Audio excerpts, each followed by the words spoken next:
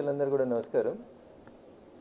Neat పరీక్ష పేపర్కి సంబంధించి ఒకరిద్దరు వ్యక్తులు చేసినటువంటి కొన్ని పేపర్ల దొంగతనం, అది లీక్ కాలేదు. కొంతమంది తమ వ్యక్తిగత స్వార్థానికి చేసినటువంటి కొన్ని పేపర్లు దొంగతనం చేసి వాళ్ళకి సంబంధించినటువంటి వ్యక్తులకి సంస్థలకి లాభం చేకూర్చాలనే ప్రయత్నం చేశారు తప్ప పేపర్ లీక్ అయి టీవీలలోనో పేపర్లలోనో సోషల్ మీడియాలో రాలేదు. ఒకరు ఇద్దరు వ్యక్తులు లేదా ఒక 10 మంది వ్యక్తులు తమ కుటుంబాలకు తమ ఇన్స్టిట్యూషన్కు సంబంధించినటువంటి వాళ్ళ కోసం 1-2 చోట్ల పేపర్ల దొంగతనం జరిగింది. దాని మీద ప్రత్యేకమైనటువంటి ఇన్వెస్టిగేషన్ ఏజెన్సీస్ అన్నీ ఇన్వెస్టిగేట్ చేస్తూ ఉన్నాయి. దాదాపు ఇప్పటికే 17 మంది రకరకాలైనటువంటి వ్యక్తులు ఇంక్లూడింగ్ ప్రొఫెసర్లతో సహా అరెస్ట్ అయినారు. తర్వాత భారత ప్రభుత్వమే ఇనిషియేట్ తీసుకొని నీట్ పేపర్ని రద్దు చేసింది. మళ్ళీ నీట్ పరీక్ష అయిపోయింది, రిజల్ట్ కూడా వచ్చింది, ర్యాంకులు కూడా ఇవ్వబడ్డాయి, కౌన్సిలింగ్ ప్రాసెస్ కూడా స్టార్ట్ అయింది. ఇక ఇప్పుడు ధర్నా అయిందన్న వారం రోజులు లేట్ అవుతుంది. రొటీన్ ప్రాసెస్ ప్రకారం జరగాల్సినటువంటి అడ్మిషన్ ప్రక్రియలో 7 నుంచి 15 రోజులు కొన్ని యూనివర్సిటీల ప్రాంతాల్లోపు లేట్ అవుతుంది. నీట్ పేపర్ని ఒకటి దొంగతనం చేసినా, ఇద్దరు దొంగతనం చేసినా లీక్ కాలేదు. దొంగతనం జరిగింది, దొంగతనం చేసిన వాళ్ళు అరెస్ట్ అయినరు, ఇంకా లోపలనే ఉన్నారు. ఆ పేపర్ని రద్దు చేసినాం, కొత్తగా పరీక్ష పెట్టినాం, రిజల్ట్ ఇచ్చినాం, స్టిపులేటెడ్ టైం లోపల ర్యాంకులు ఇచ్చినాం. నీట్ ఎగ్జామ్ రాసిన విద్యార్థులందరూ సంతోషంగా ఉన్నారు. ఇలా ఢిల్లీ జంతర్ మంతర్ దగ్గర నీట్ ఎగ్జామ్ రాసిన వాళ్ళు ఎవరన్నా ధర్నాలు ఉంటే చెప్పుండ్రి. రాజు బలవంతుడైనప్పుడు, చాణక్యుడు చెప్తాడు, రాజు బలవంతుడైనప్పుడు దేశంలో వ్యవస్థలో ఉన్నటువంటి దొంగలందరూ ఒక తాటి మీదకి వస్తారు. జంతర్ మంతర్ కాడ నీట్ పరీక్ష కోసం చర్చ జరిగితే ఆర్టికల్ 370ని పునరుద్ధరిస్తామని ఎట్లా మాట్లాడుతున్నాడు? వాడు స్టూడెంట్ ఎట్లయితాడు? ఖలిస్తాన్ జిందాబాద్ అనటానికి నీట్ పరీక్షకు ఏం సంబంధం ఉంది?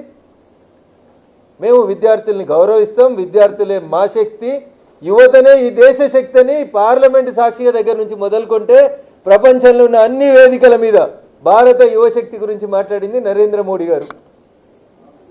58 ఏళ్ళ యువకుల గురించి మేము మాట్లాడలేము, 58 ఏళ్ళ మేము యువకులు అనుకుంటలేము.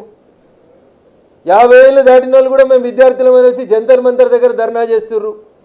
ఆర్ఎస్సీ వాళ్ళు, పీడిఎస్సీ వాళ్ళు, ఎస్ఎఫ్ఐ వాళ్ళు, ఏఎస్ఎఫ్ వాళ్ళు, ఖలిస్తాన్ తీవ్రవాదులు, ఆర్టికల్ 370 వాళ్ళు, ఉమర్ ఖలీద్ వాళ్ళు, తుకుడే గ్యాంగులు, ఈ దేశ భద్రతని వ్యతిరేకించేటోళ్ళంతా వెస్ట్ బెంగాల్లో నరేంద్ర మోడీ గారి గెలుపుని, భారతీయ జనతా పార్టీని ఆస్వాదిస్తున్నటువంటి దేశ ప్రజల మనసుని ఖరాబు చేసేందుకు మొదలుపెట్టినటువంటి కాక్రోచ్ జనతా పార్టీ ఉద్యమంలో కాక్రోచులు లేరు, విద్యార్థులు లేరు.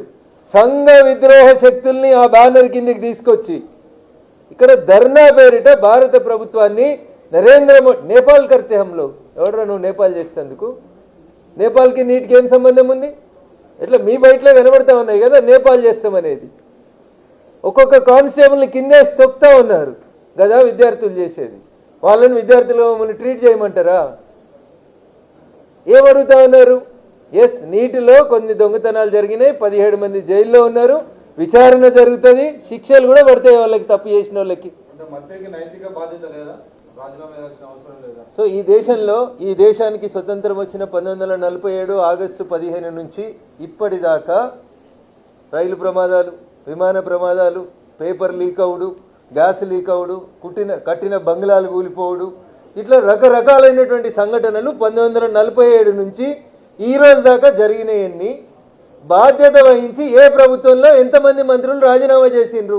మేము దాన్ని పార్లమెంటు వేదికగా చర్చించేందుకు రమ్మంటున్నాం.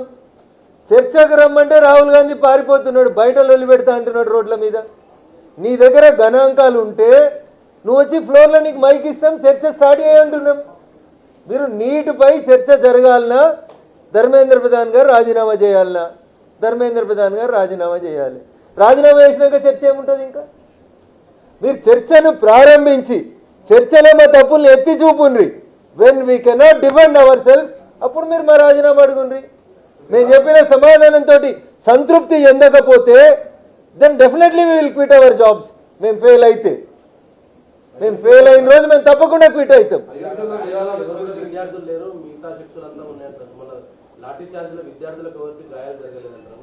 ఇప్పుడు 50 సంవత్సరాలు దాటిన ఆయన నేను వచ్చి పిహెచ్డీ చేస్తున్నాను, నేను జేఎన్యూ విద్యార్థిని, నేను ఢిల్లీ యూనివర్సిటీ విద్యార్థిని అని క్లెయిమ్ చేసుకుంటే I cannot blame such type of things. మీరు మాట్లాడుతుంది నీట్ గురించి మాట్లాడుతున్నారు, నీట్ వల్ల నష్టపోయిన విద్యార్థుల గురించి మాట్లాడుతున్నారు. అందులో నీట్ ఎగ్జామ్ రాసిన ఒక్క విద్యార్థి ఆ ధర్నాలు ఉంటే మీరు ఫైండ్ అవుట్ చేయండి.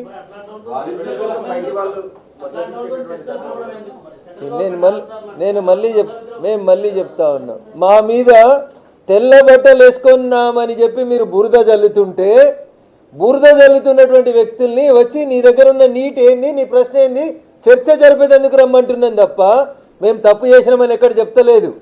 తప్పు చేసిన వాళ్ళని మేము ఏ రోజు క్షమించలేదు.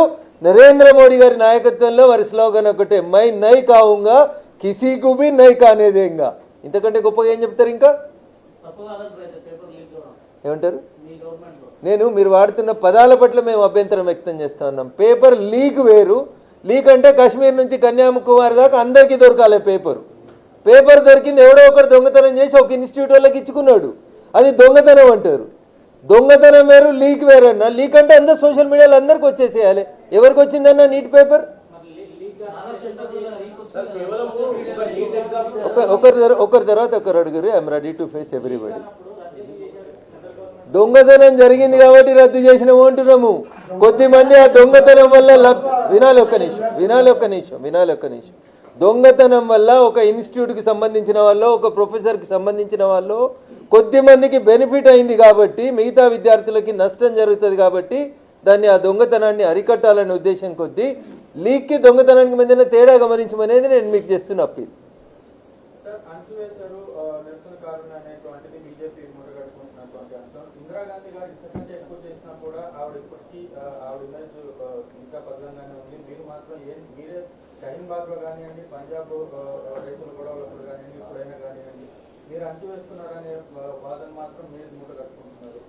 ఇప్పుడు తెలంగాణలో కాంగ్రెస్ ప్రభుత్వము ఫీజు రియంబర్స్మెంట్ చేస్తలేదని ఏబీవీపీ విద్యార్థులు అసెంబ్లీని ముట్టడిస్తామని వచ్చిర్రు. ఒక్కసారి మన మీడియా మిత్రులను అడిగి హైదరాబాద్ విజువల్స్ తీసుకోండి. ఏంది ముద్దు పెట్టుకొని ఎత్తుకపోతారా అన్న? అసెంబ్లీ గేట్లు దుంకుతామని వచ్చిన విద్యార్థుల పట్ల పోలీసు అట్లు ఎట్లా ప్రవర్తించిర్రో ఒక్కసారి తెలుగు మీడియా ఛానల్స్ అన్ని వెనుకకు పోయి చూడండి. ముఖ్యమంత్రి నివాసాన్ని ముట్టడిస్తామంటే కూడా రావద్దు బాబు అని తోలుకపోతారా? లా అండ్ ఆర్డర్ని చేతులకు తీసుకుంటామని భద్రత అంశాలకు సంబంధించిన అంశం వచ్చినప్పుడు పోలీస్ తన డ్యూటీని తను చేస్తుంది, ఇర్రెస్పెక్టివ్ ఆఫ్ పార్టీస్.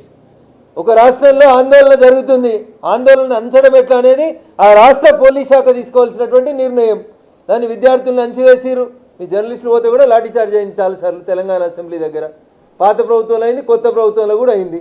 గవర్నర్ బంగ్లా కోసం దరఖాస్తు ఇస్తామంటే రానిస్తారు, గోడ దుంకుతాం విధ్వంసం చేస్తామంటే అరెస్ట్ చేయకపోతే ఏం చేస్తారు? ఎక్కడ కూడా అణిచివేయలేదు. పోలీసు వాళ్ళని కొట్టినప్పుడు, పోలీసు వాహనాలని ధ్వంసం చేసినప్పుడు, మీడియా మిత్రుల్ని వెంటబడి కార్లలో కూర్చుంటే కార్లను పగలగొట్టి కొట్టినప్పుడు తప్పనిసరి పరిస్థితుల్లో మమ్మల్ని అందరినీ కాపాడాల్సిన బాధ్యత పోలీసు వాళ్ళ మీద ఉంటుంది. కాబట్టి వాళ్ళ డ్యూటీ వాళ్ళు చేసిరు తప్ప వ్యక్తిగతంగా ఎవరిని హింసించాలని కొట్టాలనేది భారత ప్రభుత్వం కానీ భారత పోలీసుల ఉద్దేశం కానీ కాదు.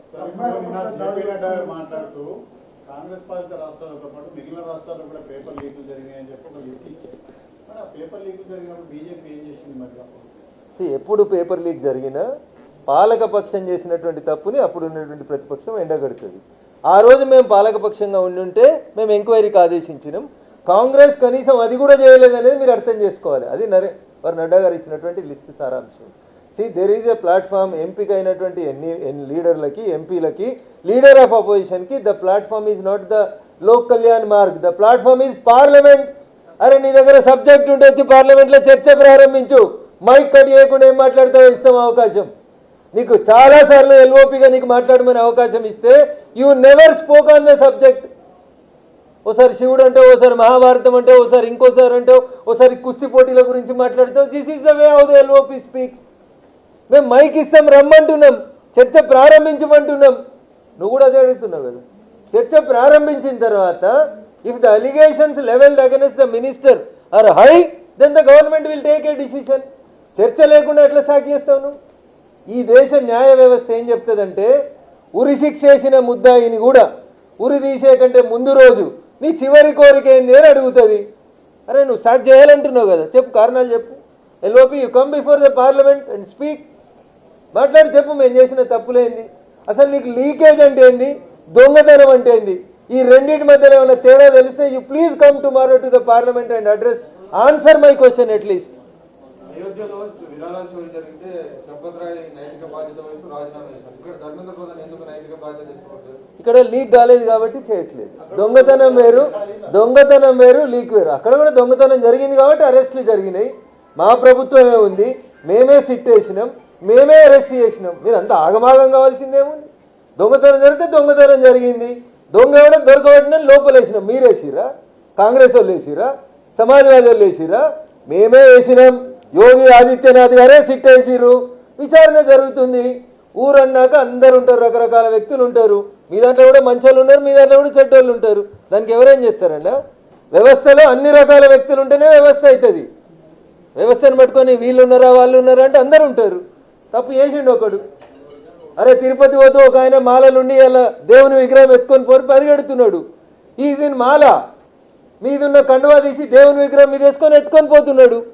సీసీటీవీలలో చూసి దొంగలు దొరకబట్టిర్రు. మరి నువ్వు భక్తునివే కదా, ఎట్లా ఎత్తుకపోయినావంటే? సో ఆయన బుద్ధి ఆ నిమిషం భగవద్గీతలో ఏం చెప్తాడంటే కర్మానుసారే బుద్ధి అని చెప్తాడు.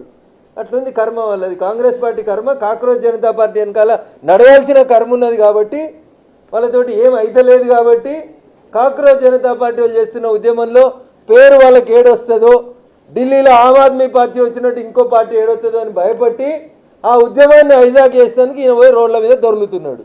Nothing more than that.